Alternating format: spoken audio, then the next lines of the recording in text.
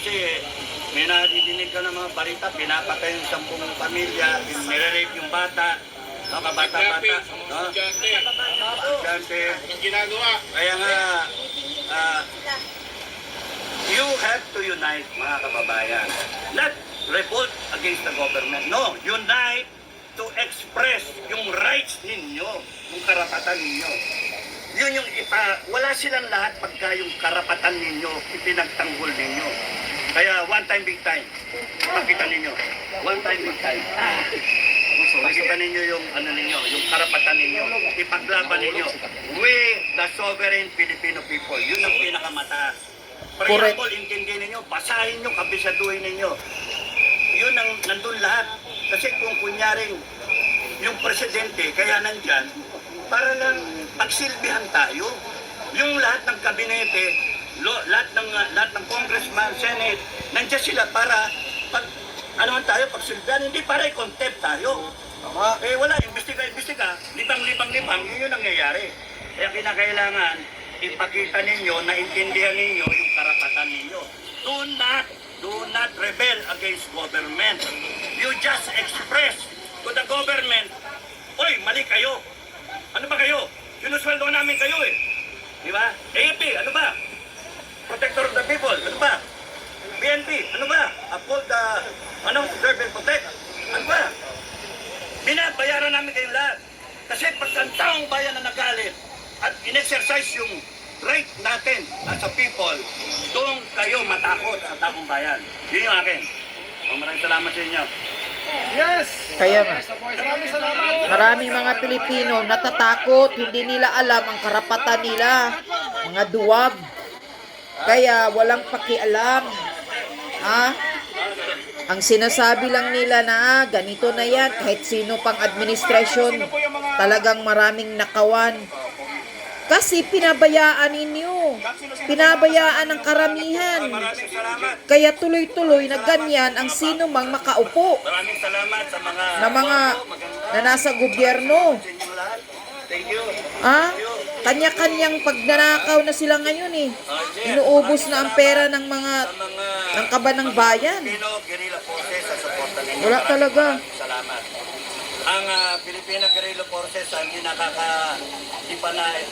nadidinig ay tinayo namin para protektahan ang mamamayang Pilipino, ang pamilyang Pilipino. Kaya kung titignan nyo, for God, country, and people. Ito. FDF, and then for God, country, and people, Filipino Guerrilla Forces. Ang iba sa pagkagera, guerrilla. Pero pagka peacetime, Filipinos going forward. Filipinos fighting for future generations of Filipinos. No? So, tuloy lang ang FGF na magsusuporta sa taong bayan. Hindi kami, ayaw namin na umuwi tayo sa civil war. Ayaw natin. Kasi tayo magpapatayan. Gusto lang natin dinigin tayo ng gobyerno na palpak, na nagnanakaw, nagtuturog, na nagkokomunista, etc. Tama! Gusto natin maayos ang bansa natin. Bakit? Kayo lang ba may bansa, mga politiko? Bansa namin to! Kaya dapat mag-rea kayo. Good governance. Hindi nyo pwedeng baliktarin yung batas. Konstitusyon namin yan. We, the sovereign Filipino people, we do ordain and promulgate this constitution. Yung power ninyo, pinahiram lang namin. Kalabaw kami, pinadapo lang ang langaw. And then, kayo ngayon ang mayabang. Kaya nga. You better learn how to follow and serve the Filipino people. You learn how to protect the Filipino people, how to follow the Constitution. Kasi kayong kaya ayoko magpolitiko, mga kababayan. Kasi mababang uri ang politiko. Ito ka. Ito yung konstitusyon. Ito yung presidente, down the line, lahat yung politiko na. Nandito ka, ang taas Kaya ng nga, pedestal ng taong tayo bayan. ang nasa taas. Tayo ang powerful, mga taong bayan. Kapangyarihan. Hindi ang politiko. Yung power ng presidente na mag-declare ng martial law. Yung power ng presidente mag-declare ng martial law, hiram lang yun sa atin. Correct. Yung power ng judge na mag-decide ng kaso, hiram lang yun sa natin. Yung tao pwedeng magtayo ng People's Court, magtayo ng People's Congress, magtayo ng People's Audit. Pwede natin i-audit lahat yan. Ang problema, hindi ninyo alam ang karapatan ninyo. Correct. Yan ang katotohanan. Hindi alam ang karapatan. Proclamation yung PDP. Doon po sa proclamation na yon ay may binanggit po si PRRD na nag-joke po siya patungkol po dito sa di umano pag gurgor sa 15 na mga senador. Bilang dati po kayong in uniform, dati po kayong nanangalaga ng ating batas, no? Ay sus, lahat naman talaga yung biro ni PRRD. Itong seryosohin na joke ni PRRD o hindi? Alam mo, pag kami papatayin ka, hindi mo na sinasabing papatayin kita. Correct. Ha? Yung talagang pinatay ko, 73 lang. Kasi nga, sinabihan ko na papatayin ko kayo. 73 na yung pinatay ko. Oh, nagpaalam ba ako? Hindi, patay sila.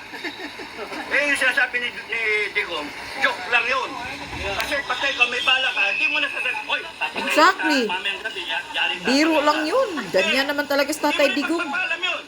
Basta malalaglag yan. Sa amin, in my profession, pagka nagbilang ako, 6 na buwan ka, patay ka na. 6 na buwan, ako lang nagsasabi nun.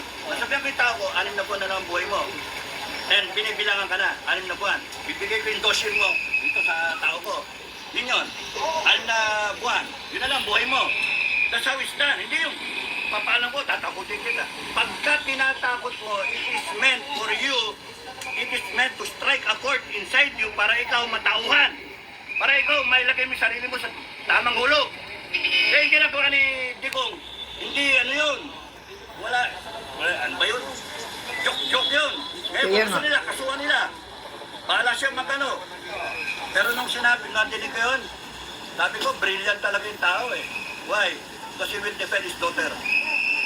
Follow up sa tanong ni Dimar, yung mahigit milyones na miyembro po ng FPF, may in-endorse po ba kayong senador sa iba't ibang grupo? Kasi may mga independent senador na dating miyembro ng kasundaluhan at mayroon namang sa iba't ibang partido. Sir? Hindi pa namin naayos ang listahan. Gagawa kami ng listahan namin. Pero ang sa akin, ang isa sa mentors ko, yung mga PDP also. Yung sila Bato, sila Pastor, Bongo,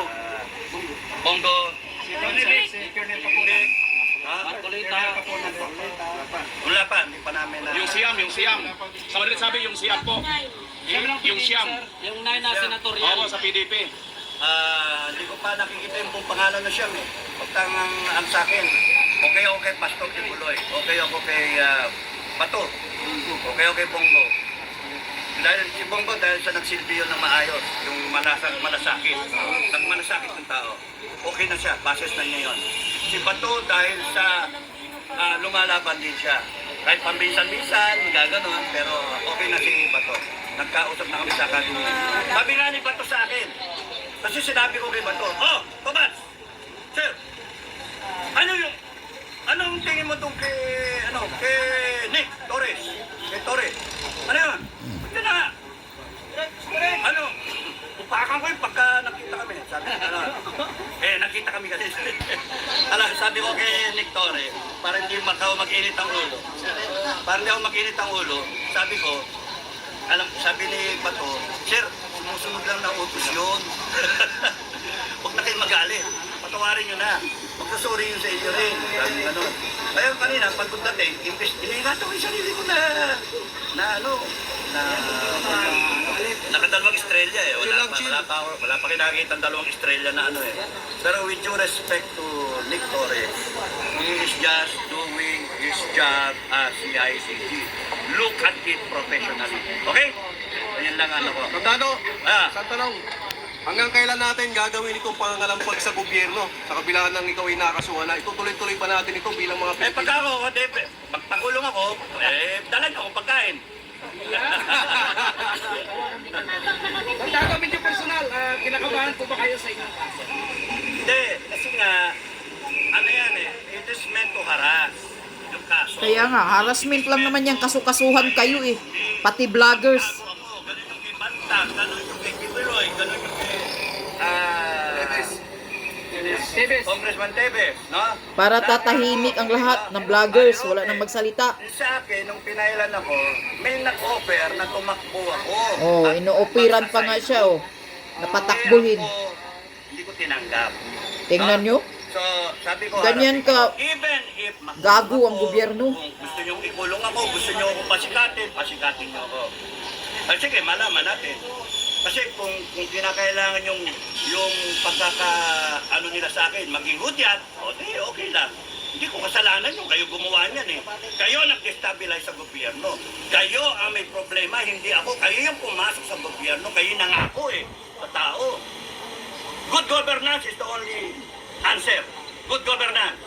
Ngayon, kung kunyaring patatagalin nyo hanggang 2028, I'm sorry, hindi kayo matatapos sa term ninyo. I'm sorry, iikot bigla ang mundo. Tama. Iikot bigla ang mundo. Kasi number one, ayaw ng Amerika sa gago ng gobyerno. Ayaw ng Amerika sa bangag. They will clamp down on drugs. Ayaw ng Amerika sa mga corrupt. They will clamp down sa mga magnanakaw. Bakit? Kasi kung magnanakaw ang isang regime, ano nangyayari? Yung mga kababayan nila, pumupunta abroad, naghahanap ng greener pasture. Saan pumupunta? Amerika.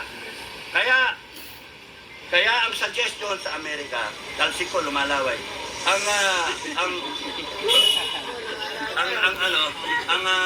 suggestion, you clamp down on all the corrupt regime. Delikado itong regime na to, delikado kayo. And yung wini-withdraw na pera, hindi na-withdraw. 2 beses na nag-attempt. $10 billion sa Hong Kong. Yes, tama. So, ang daming dapat i-explain, yung ginto, yung PhilHealth, lahat-lahat, di ba? Kaya nga. Yung mga flood control, ang daming dapat imbestigahan. Yan ang mga issue na kailangan sagutin ng gobyerno. Yung Maharlika, Maharlika funds. na 2025. Ito pang isang illegal na pag-hold up sa budget na 2025. Rescinded yun, wala yun, tanggalin. Kaya tayo din makagalaw, hinintay natin na Supreme Court. Hinintay natin kung meron pang natitirang justisya. Kaya Yun nga eh. nanonood lang tayo. Ngayon kung kunyari Supreme Court, kinampihan pa yung 2025, ginawang dineclare na legal yun, Oo. ano pa, wala Kagaguhan na yun. Saan? Diba? Wala na tayong maasahan talaga sa gobyerno kung ganyan pa ang Supreme Court. Sa freedom ng speech, bukas po posibleng ipatawag ang mga vlogger na Kailangan ng Supreme Court walang kakampihan. Palagi kayong nasa tama sa sinusumpaan ninyo. Harassment lahat yan. It is meant to frighten yung mga tumatayo. Kita nyo yung sindikato na takutin lahat. Ngayon, kung magpapatakot kayo, wala, takot lahat, di ba? Pero pagka nakikita nila yung mga nagsasalita ay matapang at nag-unite, yun yung mahalaga, mag-unite kayo, mag-unite. Wala, hindi kayo maano. Hindi sila ubra. Kaya ang ginagawa nila, 1 step forward, 2 steps backward. Tinitignan nila. Kung nakita nilang natakot yung tao, walang reaksyon yung tao, yay, panalo tayo. Ito rin yung ano. May gagawin pa action bukas ang FGF para makiisa po sa mga vloggers. Wala, matutulog lang ako. Sir, may collaboration po ba kayo ng Ipanaw, sir? Ha? Collaboration po kayo ng Ipanaw. Ipanaw? Oo, okay ang Ipanaw. Boto niya Ipanaw, ha? FJ? Sunod na ito, Ipanaw, ha? sir.